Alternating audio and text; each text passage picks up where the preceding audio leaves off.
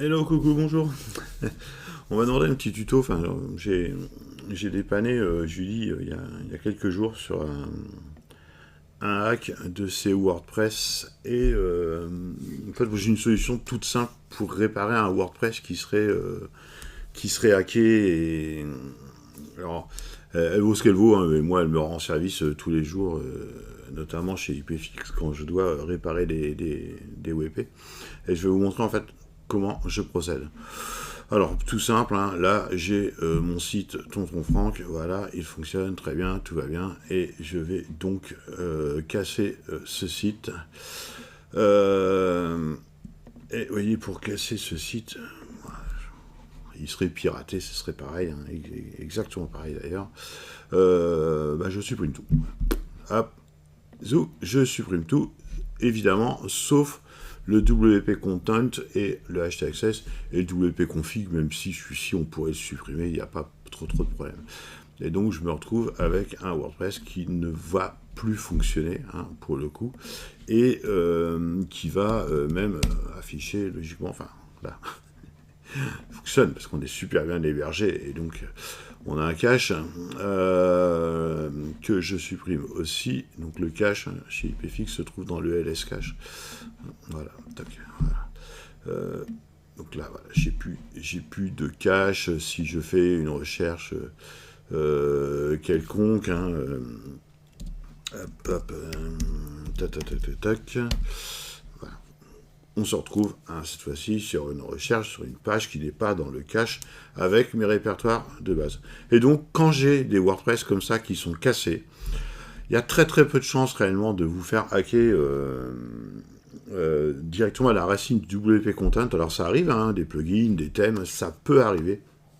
Mais généralement, quand il y a des failles, hein, c'est un poil à la racine, dans le WP inclus, ce genre de choses.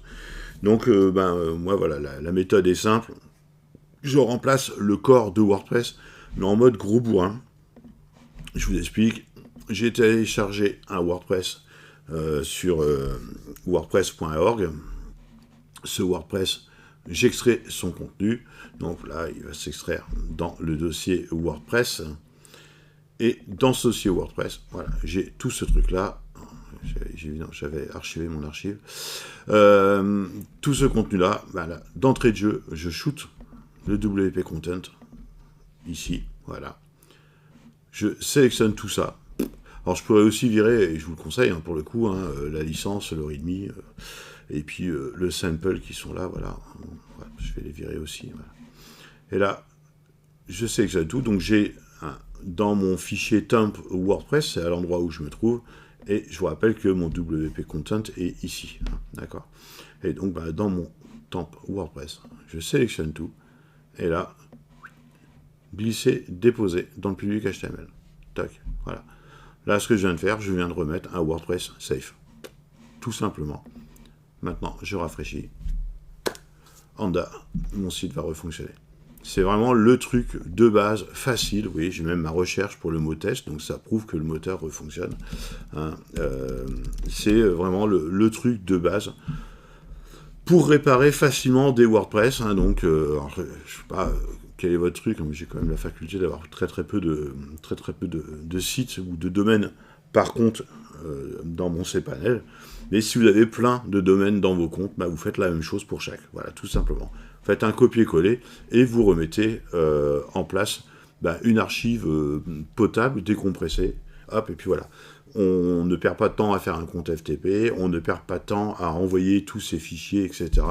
C'est hyper facile de faire comme ça directement via le gestionnaire le gestionnaire de fichiers hein, du cPanel. Voilà pour le petit tips du jour qui a fait gagner 8657 heures à Julie. Mais non, mais réellement, ça peut vraiment vous faire gagner du temps. Voyez, allez, à plus tard, salut.